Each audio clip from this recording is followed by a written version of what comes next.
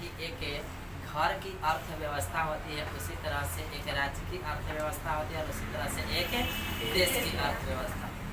तो हम लोग अपने देश की भारत की अर्थव्यवस्था के बारे में जान चुके हैं कि भारत की अर्थव्यवस्थाएं कैसी है।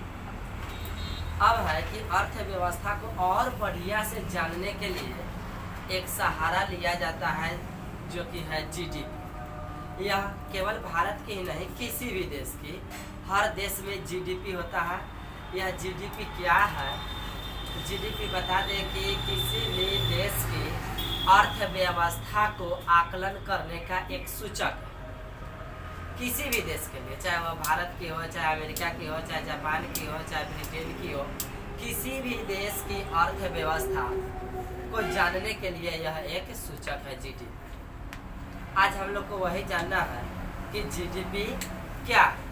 बता दिए एक शब्दों में, किसी भी देश की अर्थव्यवस्था को जानने के लिए यह एक सूचक है। इससे पता चल जाता है कि किसी भी देश की अर्थव्यवस्था कैसी है, किसकी अर्थव्यवस्था अच्छा है और किसका अर्थव्यवस्था खराब। तो बताया कि जीडीपी किसी भी देश की अर्थव्यवस्था के मापन यानी कि सूचक है। उससे पता चलता है कि अर्थव्यवस्था देश की कैसी है, बढ़िया है या दयनीय है।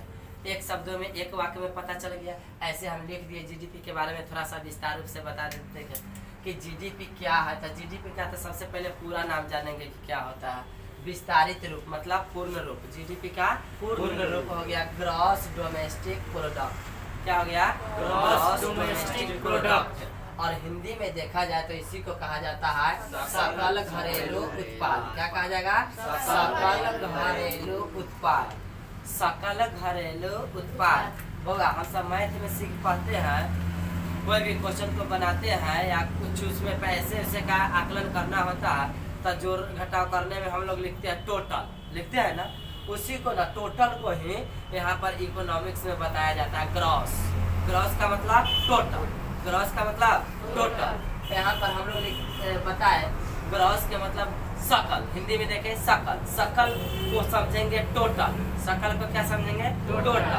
अच्छा, डोमेस्टिक मतलब होता है घर। डोमेस्टिक मतलब घर, घरेलू। घरेलू। प्रोडक्ट मतलब उत्पादन। प्रोडक्ट मतलब उत्पादन।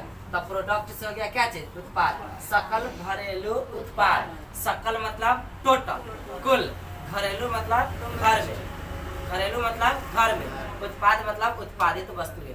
किसी घर में टोटल उत्पादित वस्तुएं ही कहलाएगा सकल घरेलू उत्पाद। एक घर से बताए, एक कोई घर में छोटा सा कंपनी लगाए हुए है और एक घर में से कोई वस्तु का उत्पादन होता है, तो एक घर में से टोटल कितना वस्तु का उत्पादन हुआ वह कहलाएगा सकल घरेलू उत्पाद। एक छोटे से घर से बताए। अभी हम लोग देखते हैं इसको पूरे देश भारत। भारत पूरा एक देश देख लिए तो इसे पूरा एक घर समझ। भारत, पूरे भारत को एक घर समझ लेंगे तब पूरे भारत में एक वर्ष में, एक साल में जितना वस्तुएं का उत्पादन होता है या जितनी सेवाएं दी जाती है उसी को कहा जाता है सकल घरेलू उत्पाद। एक वर्ष। अब एक वर्ष कहिया से कहिया तक? जनवरी से दिसंबर तक या अप्रैल से मार्च तक। तो अभी हम यहाँ पर लिखे हैं वित्तीय वर्ष। जान लीजिए वित्तीय वर्ष, अपना देश का वित्तीय वर्ष क्या है? भारत का वित्तीय वर्ष कब से कब तक माना जाता है? एक वर्ष माना जाता है। कब से कब तक? 1 अप्रैल से 31 मार्च तक। भारत का जो वित्तीय वर्ष होता है 1 अप्रैल से 1 अप्रैल से लेकर के 31 मार्च तक। 1 अप्रैल से 31 मार्च तक जो समय होता है यह माना जाता है भारत का वित्तीय वर्ष। और एक वर्ष पूरा पूरा हो गया तो एक वर्ष में जो भी भारत में उत्पादित हुई वस्तुएं और सेवाओं का जो अंतिम मूल्य होगा उसी को कहा जाएगा जीडीपी, यानी कि सकल घरेलू उत्पाद होगा। बताए कि किसी भी देश की घरेलू सीमा के अंदर, मतलब भारत जो है, भारत की जो नक्शाएं हैं वह उसकी घर की क्या है? सीमा है। अब घरेलू सीमा के अंदर ही, मतलब भारत में ही, भारत के बाहर नहीं, भारत में ही एक वित्तीय वर्ष में, मतलब एक साल, अब वित्तीय वर्ष कहिया 1 अप्रैल से 31 मार्च, एक साल पूरा होता है, करेक्ट 1 वर्ष होता है। इतना के अंदर में उत्पादित कुल वस्तुओं, मतलब जितने वस्तुओं का भारत में उत्पादन हो और सेवाओं के अंतिम मूल्य ही जीडीपी कहलाता है। अब अंतिम मूल्य बताएंगे, आपको समझाएंगे कि अंतिम मूल्य क्या। किसी भी देश की अर्थव्यवस्था की स्थिति का पता जीडीपी से ही लगाया जाता है कि देश की अर्थव्यवस्था बढ़िया है या खराब है। अतः जीडीपी को अर्थव्यवस्था का सूचक माना गया है। अर्थव्यवस्था का सूचक जीडीपी को इसलिए माना गया कि जीडीपी से ही किसी भी देश की अर्थव्यवस्था का पता लगाया जाता है। अब है कि जीडीपी मुख्य रूप से 3 बिंदुओं पर आश्रित है, 3 बातों पर निर्भर करता है। 3 बिंदु है, वह 3 बिंदु क्या है आपको बताए हैं, प्राथमिक क्षेत्र, द्वितीयक क्षेत्र और तृतीयक क्षेत्र। पढ़े है ना, अर्थव्यवस्था के 3 क्षेत्र में विभाजित किया गया, प्राथमिक, द्वितीयक और तृतीयक। अब प्राथमिक क्षेत्र के अंतर्गत जो आता था वह आता था क्या चीज, कृषि। द्वितीय क्षेत्र में आता था उद्योग, तृतीय क्षेत्र में आता था सेवा। क्लियर। तब प्राथमिक क्षेत्र, द्वितीय क्षेत्र और तृतीय क्षेत्र पर आधारित है, उसी पर आश्रित है जीडीपी। जीडीपी इस तीनों से जो योगदान होगा देश को, वही से जीडीपी मुख्य रूप से निकलता है। ऐसे इन तीनों के अलावा भी और भी छोटी छोटी बातें हैं जिससे जीडीपी में सहयोग होता है, लेकिन मुख्य रूप से यह 3 बिंदु हैं, कृषि, उद्योग और सेवा। हम अभी बताए थे कि यहाँ पर एक बात बताएंगे, अंतिम मूल्य क्या होता है। किसी भी वस्तुओं का अंतिम मूल्य क्या होता है, उत्पादित करने के बाद, किसी भी वस्तुओं के उत्पादित करने के बाद उस वस्तु का जो मूल्य निर्धारित होता है वह उसका अंतिम मूल्य होता है। जैसे कि बता दें आपको, यह मार्कर बना, इसको बनाने में सबसे पहले जिसे पदार्थ का बना है उस पदार्थ की कुछ मात्रा लगा। कंपनी वाला जब इसे बनाया होगा तो जिस पदार्थ से बनाया है वह पदार्थ खरीदा होगा, तो उसकी कुछ कॉस्ट इसमें लगा, कीमत लगा। उसके बाद इसके अंदर एक रुई डाला गया जिसमें कि इंक को एकत्रित किया जाए, तो उस रुई को भी अलग से खरीद करके रखा होगा इसमें, तो उस रुई का भी कुछ कीमत लगा होगा। उसके बाद इसमें क्या लगाया, इंक डाला ना, तो इंक का भी कुछ कीमत लगा होगा, और तब जा करके इसे फाइनल एक अंतिम मूल्य निर्धारित करके इसे बेच दिया जाता है। ऐसा नहीं कि जब हम लोग खरीदने जाते हैं तो दुकान वाला जोड़ता है इसके कवर का 10 रुपया और इसके अंदर के रुई का 5 रुपया, 15 रुपया और 5 रुपए का इंक डाला गया है, कुल मिला करके 20 रुपए दीजिए। ऐसा इस वस्तु का दुकानदार वाला कहता है क्या, मूल्य लगाता है? नहीं। इसको बनाने से लेकर के इसके चेकिंग करने के बाद फाइनल तैयार कर देने के बाद इस पर एक जो मूल्य निर्धारित किया जाता है वही मूल्य कहलाता है अंतिम मूल्य। समझ में आ गया होगा। अब हम लोग समोसा खरीदने जाते हैं, समोसा वाला कहता है कि 8 रुपए की समोसा, 10 रुपए की समोसा, तो वह बताता है कि मैदा का 2 रुपया और आलू के चोखा का 3 रुपया और तेल का दे दीजिए 1 रुपया और छानने में जो समय लगा उसमें मजदूरी का दे दीजिए 2 रुपया। ऐसा ऐसा जोड़ करके कहता है कि 10 रुपया दीजिए, 8 रुपया दीजिए। समोसा जब हम लोग खरीदने जाते हैं, एक समोसा कितने रुपया, बनाने वालों ने टोटल कॉस्ट को जोड़ करके और तब उसका एक अंतिम मूल्य निर्धारित करता है और वह मूल्य पर हम लोग जाते हैं, वस्तु की खरीदारी कर लेते हैं। क्लियर? अंतिम मूल्य समझ में आ गया। तो आपको बताए जीडीपी क्या है, एक वाक्यों में समझ गए कि किसी भी देश की अर्थव्यवस्था का सूचक। अच्छा से बताए, परिभाषा जब लिखने के लिए आएगा, कोई व्यक्ति कभी पूछे तो एक शब्द में तो बता ही सकते हैं, या ऑब्जेक्टिव में आएगा तो ऑब्जेक्टिव में इतना बड़ा थोड़े ना लिखेगा, उसमें तो आपको ऑब्जेक्टिव एक लाइन से रहेगा, एक लाइन में क्वेश्चन चुन लेगा। लेकिन जब आपको लिखना पड़े कि जीडीपी क्या है, इसकी परिभाषा लिखे, जीडीपी से आप क्या समझते हैं, तो थोड़ा बढ़िया से लिखेंगे। जीडीपी का विस्तारित रूप होता है ग्रॉस डोमेस्टिक प्रोडक्ट, हिंदी में इसे अर्थ में देखा गया तो क्या, सकल घरेलू उत्पाद। अब जानेंगे कि जीडीपी क्या है, तो किसी भी देश की घरेलू सीमा के अंदर एक वित्तीय वर्ष में उत्पादित कुल वस्तुओं और सेवाओं का अंतिम मूल्य ही जीडीपी कहलाता है। क्लियर? समझ में आ गया होगा। अब बताएं कि जीडीपी किसी भी देश की अर्थव्यवस्था का सूचक है। किसी भी देश की अर्थव्यवस्था का पता लगाया जाता है तो इसे जीडीपी का अर्थव्यवस्था का सूचक माना गया है। जीडीपी किन किन बातों पर निर्भर करता है? कृषि पर, उद्योग पर और सेवा पर। होगा एक समय था जब जीडीपी का आकलन हुआ था, उस समय या कह सकते हैं कि आजादी के समय अपने देश में जीडीपी में सबसे ज्यादा योगदान था तो कृषि का था, क्योंकि शुरुआत में कृषि पर ही अधिकांश लोग आश्रित होते थे। अधिकांश लोग किस पर आश्रित थे? कृषि पर ज्यादा आश्रित होने के कारण शुरुआती में कृषि से ही सबसे ज्यादा योगदान मिलता था भारत की जीडीपी ज्ञात करने में। सबसे ज्यादा इनकम होता था किसी से? जीडीपी से। योगदान किसका था? कृषि का। उस कृषि के बाद योगदान किसका था? उद्योग का। और उसके बाद था सेवा के। जबकि अभी के समय में, वर्तमान समय में देखा जाता है तो जीडीपी में सबसे ज्यादा योगदान दे रहा है कहाँ से? सेवा के क्षेत्र से। सेवा के क्षेत्र से सबसे ज्यादा योगदान हो रहा है। उसके बाद है 2 नंबर पर उद्योग, और उसके बाद आ गया क्या? कृषि 3 नंबर में चला गया। जो 1 नंबर में था वो 3 नंबर में चला गया, 3 नंबर वाला था से 1 नंबर में आ गया। तो ऐसा क्यों हुआ?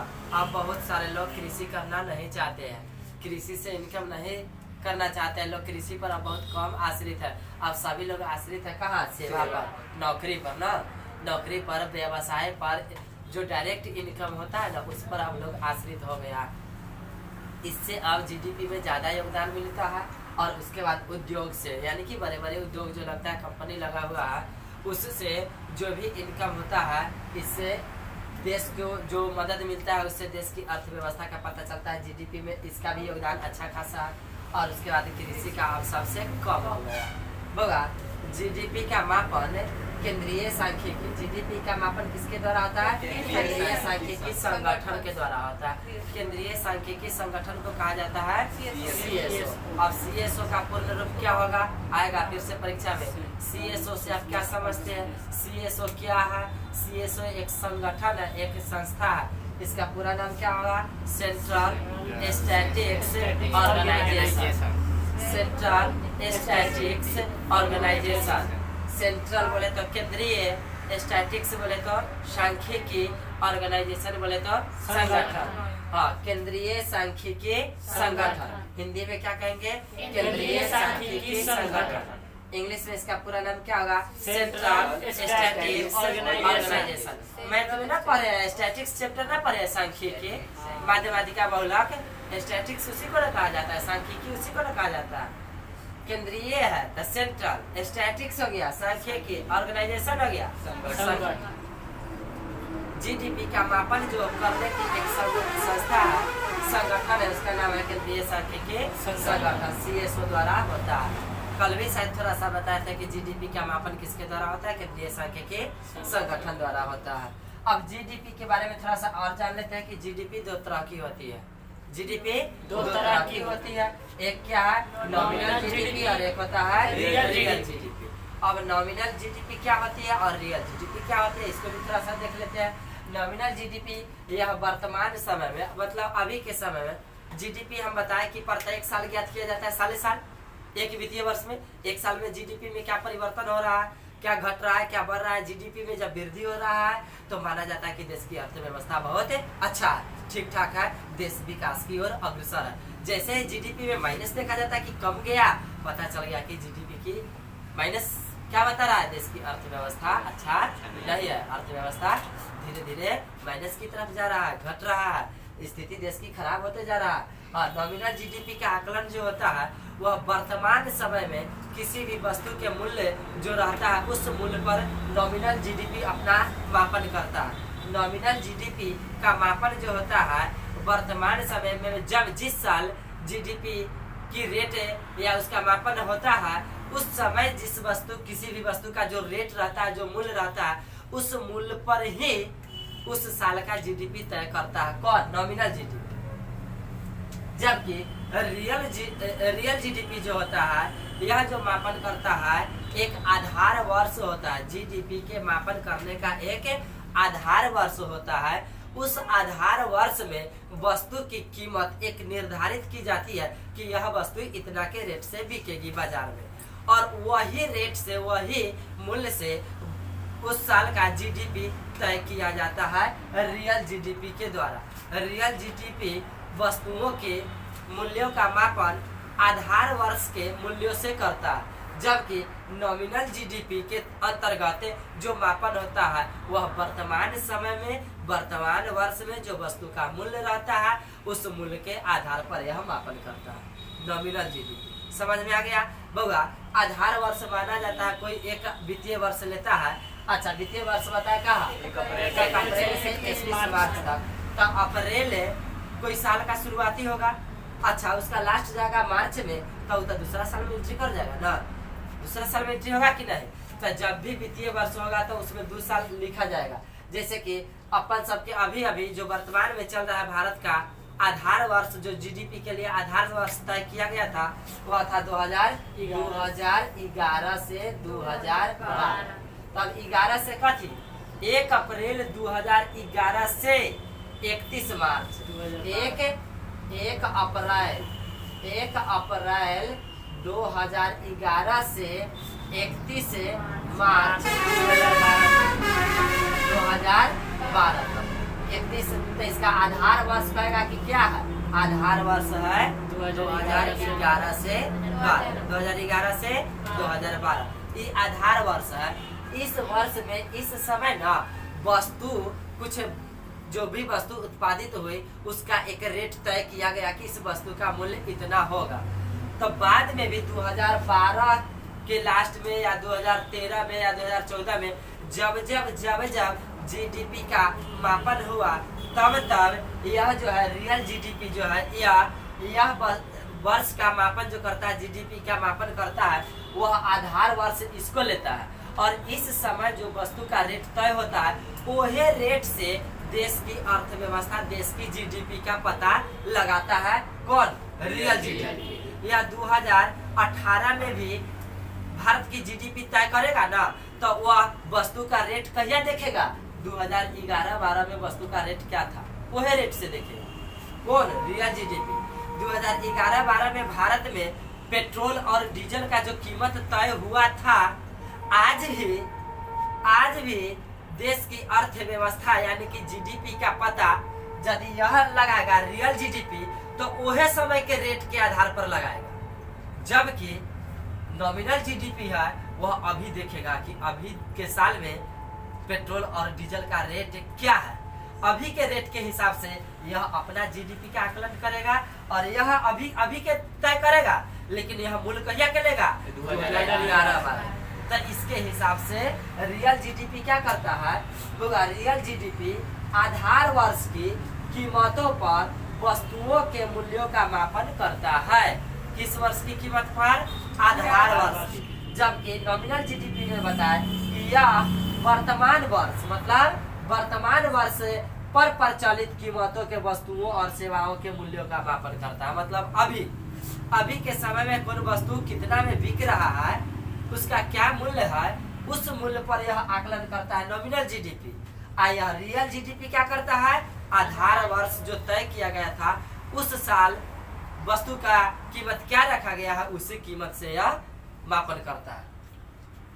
किसी भी वस्तु की आधार वर्ष की कीमत निश्चित है यानी कि स्थिर रहती है। एक बार रेट तय हो गया ना इस साल का, वह जब तक ले फिर से सरकार द्वारा नया आधार वर्ष घोषित नहीं किया जाता है तब तक उसका आधार वर्ष के समय जो मूल्य तय हुआ है ना वही मूल्य तब तक गणना में आएगा। जैसे ही नया आधार वर्ष तय होगा उस समय नया कीमत जो तय होगा उसके बाद वह चेंज होगा। अभी भारत में कौन सा चल रहा है? आधार वर्ष 11-12 ही चल रहा है अभी तक। हाँ, विचार हो रहा है कि अब नया आधार वर्ष 2018-19 को कर लिया जाए। 2018-19 या नहीं तो 2017-18 चल रहा है।